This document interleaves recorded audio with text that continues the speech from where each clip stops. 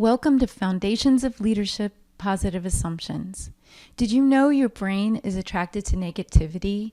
It's wired to notice and remember anything it perceives as a threat. This negativity bias means you're more likely to remember one bad apple, and that bad one might leave you suspicious of all the rest. Such negative assumptions are automatic and can affect your behavior and relationships unless you're mindful of them. Let's take Jo as an example. She's sending her friend a text to ask if she'll babysit.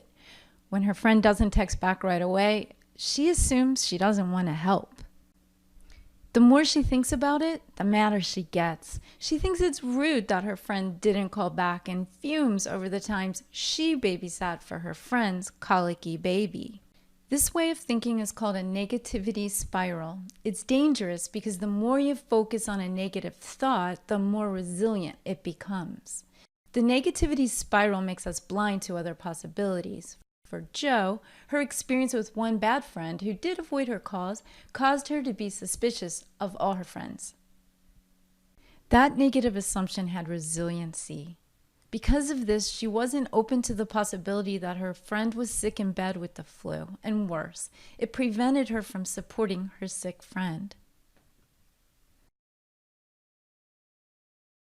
Unfortunately, at work, resilient negative assumptions can impact your professional relationships, your management decisions, and often company policies.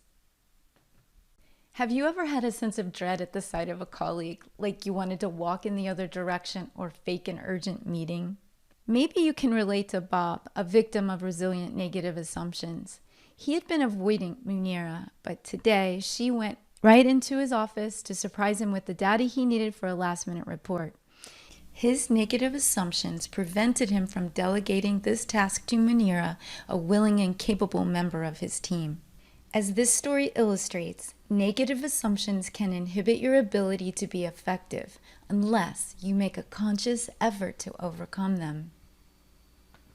So let's start this process by affirming the positive assumptions we hold about our employees.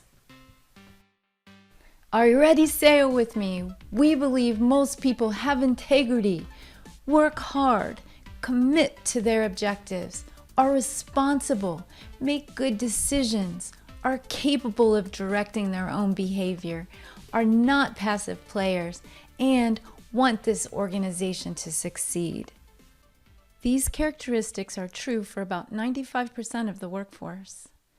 The 95-5 principle draws on the belief that approximately 95% of employees are responsible workers and good citizens, while 5% or less are like the bad apple we talked about earlier. The 5% are those employees who want to do as little as possible and get away with as much as they can. Traditional workplace policies and practices seek to imagine every possible way a bad employee might take advantage or cause trouble. They are focused on controlling the 5%. The problem with these traditional practices is that inherent negative assumptions are applied to the hardworking and dedicated 95%. There are simple things you can do to lead with positive assumptions and stop negative assumptions in leadership. Snail. The first step is awareness. Look around your work environment. What assumptions are evident? Are needed supplies kept under lock and key? Are factory workers not trusted to behave appropriately? Next, be mindful of your own thoughts. Do you think your employees are smart enough to handle a project and make good choices given the chance, or do you feel the need to micromanage them? Lean in to the power of positive assumptions. They're contagious and energizing, unlike negative assumptions that drain on productivity. Recognize that both positive and negative assumptions can become self-fulfilling prophecies.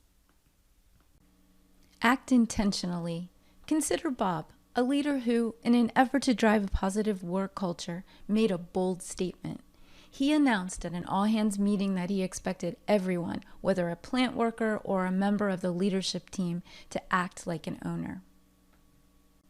After setting this expectation, how do you think he responded to a request to give keys to a few plant workers who arrive earlier than the office staff?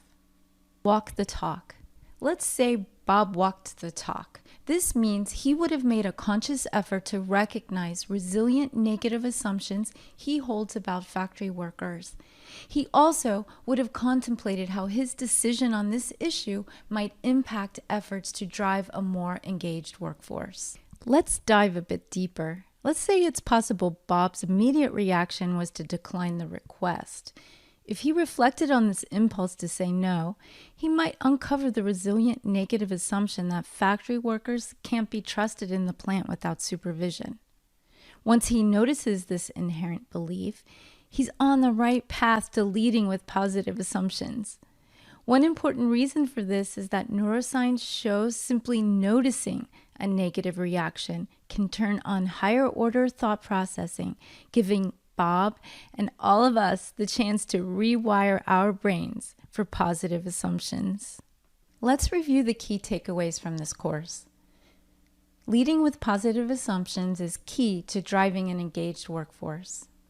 The 95-5 principle says that 95% of all workers are good employees and citizens, and about 5% or less may not be. Policies should be developed to benefit the 95% and not focused on the 5. Maintaining positive assumptions requires you to assess your own tendencies. Recognize how your negative assumptions affects relationships and or company policies, and make a conscious effort to approach every interaction with positive assumptions. This conscious effort will not only affect you personally, but will act like a contagion. As you walk the talk, you will build a more engaged workforce.